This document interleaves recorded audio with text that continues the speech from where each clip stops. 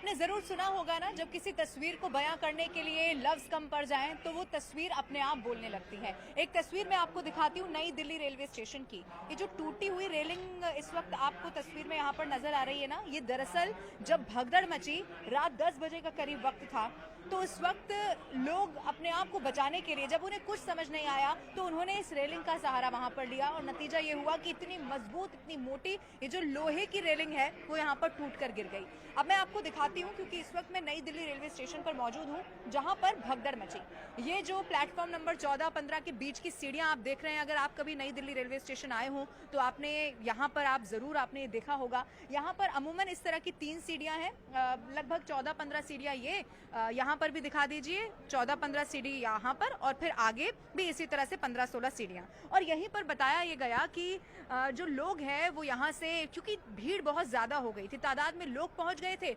अभी तक की जांच में सूत्रों के हवाले से जो जानकारी मिली है वो ये कि कुछ अनाउंसमेंट हुआ और उस अनाउंसमेंट को लेके कुछ कंफ्यूजन हुई और एक के ऊपर एक जो लोग हैं वो यहाँ गिरते चले गए। यानी कि यहाँ से एक व्यक्ति पहले गिरा और उसके बाद जो भीड़ यहाँ पर थी वो एक दूसरे के ऊपर चढ़ती हुई आगे चली गई। अब मैं आपको यहाँ पर आगे लेकर चलती हूँ, यानी कि उस प्लेटफॉर्म पर लेकर चलती हूँ जहाँ पर ट्रेन आने वाली थी, लेकिन उससे पहले ही यहाँ पर बहुत खराब स्थिति बन गई। सवाल रेलवे प्रशासन पर जरूर है कि जब एडिशनल ट्रेन चलाई जा रही हैं तो क्या क्राउड मैनेजमेंट उस तरह से नहीं किया जा सकता था जिस तरह से होना चाहिए था, और क्या आपको ये नहीं मालूम था कि कितनी भीड़ यहाँ पर हो जाएगी। हालांकि अब आपको ये बता दें कि रेलवे ने जो उच्च स्तरीय जांच है उसके आदेश दे दिए हैं, लेकिन अब आप इस प्लेटफॉर्म की तस्वीर जरा देख लीजिए। ये वही प्लेटफॉर्म है जहाँ पर ये जो लोग हैं पहुंचने के लिए आ रहे थे, और कहीं ना कहीं ये भी सामने आया, अभी तक की जो जांच कहती है कि कई सारे ऐसे लोग थे जिनके पास कंफर्म टिकट नहीं था, यानी कि वो जनरल में चढ़ गए और कैपेसिटी से जो ज्यादा लोग हैं वो वहां पर हो गए। और फिर आप देखेंगे ना, इसी तरह से आपने देखा होगा जब ट्रैवल करते हैं तो हमारे हाथों में सामान होता है, बस्ते होते हैं, बैग होता है,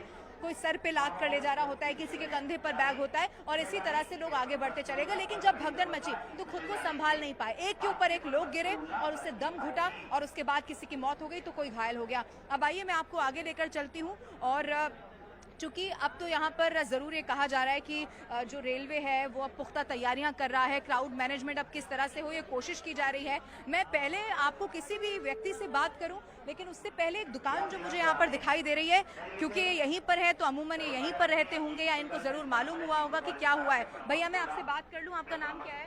त्रिवेणी प्रसाद। ये दुकान आपकी यहीं है, आपने कल क्या देखा?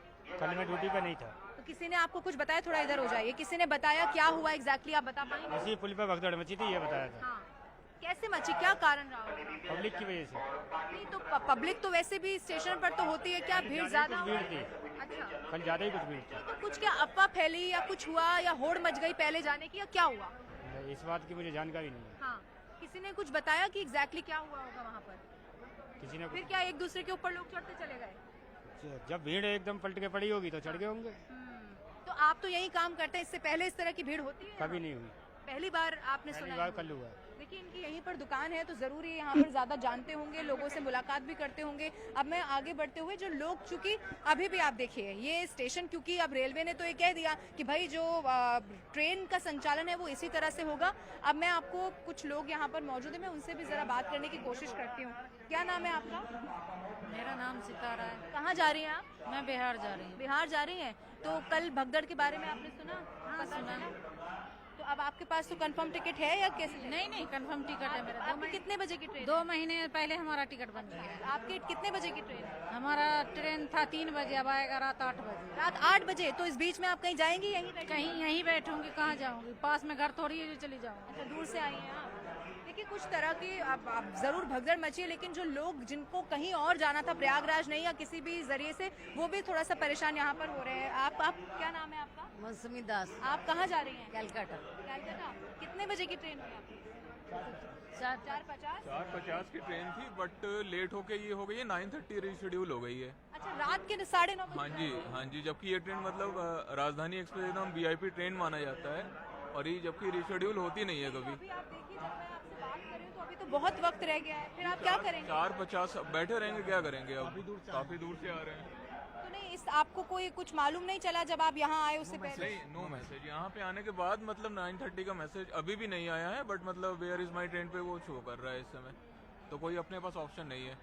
ठीक है। अच्छा, मैं आपको बता दूं कि अमूमन हमने इससे पहले देखिए, अगर आप एयरपोर्ट में आप फ्लाइट से ट्रैवल कर रहे हैं तो अगर आपकी फ्लाइट डिले हो जाती है तो आपने ज़रूर देखा होगा ना, आपका जो मेल आईडी है उससे लेकर आपके फ़ोन तक पर आपको मैसेज मिल जाता है और आपको मालूम चल जाता है कि आपकी फ्लाइट डिले हो चुकी है, तो आप वहाँ पर जाते नहीं या आराम से पहुँचते हैं। लेकिन ट्रेन में जब तक आप ऐप पर नहीं जाएंगे आपको कुछ मालूम नहीं चलेगा। इसीलिए लोगों के लिए अब देखिए, हिंदुस्तान की लाइफलाइन रेलगाड़ी को कहा जाता है, रेलवे को कहा जाता है। अगर वही इस तरह से आप सोचिए ना कि अगर लोगों की जिंदगी का एक बड़ा जरिया होता है, बस से बहुत ज्यादा टाइम लगता है, फ्लाइट हर कोई अफोर्ड नहीं कर सकता। मैं और भी लोगों से जरा बात करूंगी और जानने की भी कुछ लोगों से कोशिश करूंगी कि क्या उन्हें कुछ पता चला।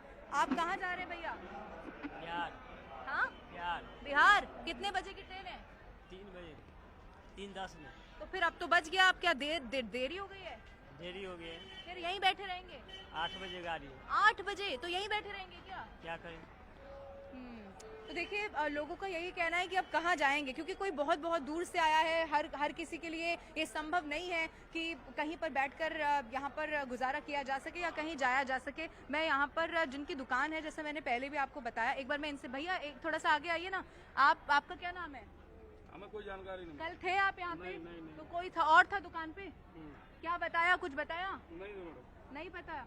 अच्छा ठीक है, मैं आपको ये बता दूं कि अब एक बार फिर से ये वही प्लेटफॉर्म है जहां पर जो लोग हैं वो अब उनकी भीड़ भी नज़र आ रही है, लेकिन क्योंकि उन्हें जाना भी है, ट्रैवल भी करना है और इस तरह की स्थिति आपको देखने को मिलेगी। हालांकि मैं आपको बता दूं, जब ट्रेन आ रही है तो अभी भी उसी तरह की जो भीड़ है वो देखने को मिल रही है। लोग भर भर कर ट्रेन में किसी तरह चले जा रहे हैं, लेकिन उन्हें अपने घर पर भी जाना है, किसी को अपने घर जाना है, किसी को काम पर जाना है। आप लोग कहाँ जा रहे हैं?